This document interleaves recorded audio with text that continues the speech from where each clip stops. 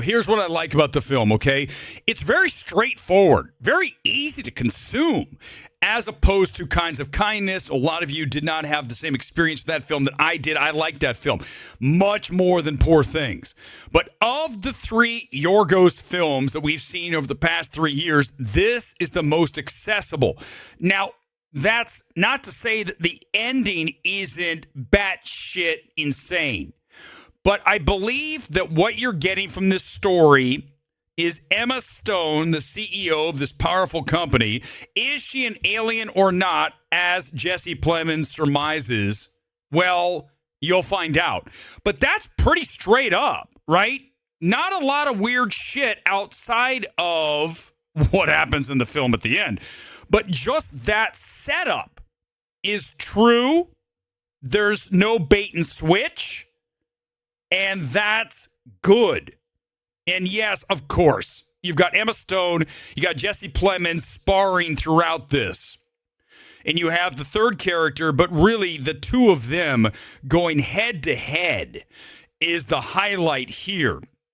Kind of Master-esque, right? Go back to what I consider PTA's best film, and that is The Master. And there are moments in this film that feel like that. And listen, without giving it away, it's a no BS finish. So many times you get sold that a film's going to be this, and then you get to it and you're like, huh? And by the way, that's coming up with House of Dynamite. So be ready for that evaluation here in moments. But this film, no. Without giving it away, it doesn't not give you what you're looking for. Another note here, throughout this film, if you're into conspiracies, you're going to dig Bugonia. Because there's a lot of discussion. You ever hang out on X? A lot of predictive programming stuff goes around on that site. Also YouTube, even Instagram, TikTok. Everyone loves to talk about that, how Hollywood shows you stuff. Well, let me tell you, in Bugonia, you're going to see all kinds of stuff that you're going to say, here it is again. Yorgos, throughout this film, prominently showing you the flat earth model in the reality of the world.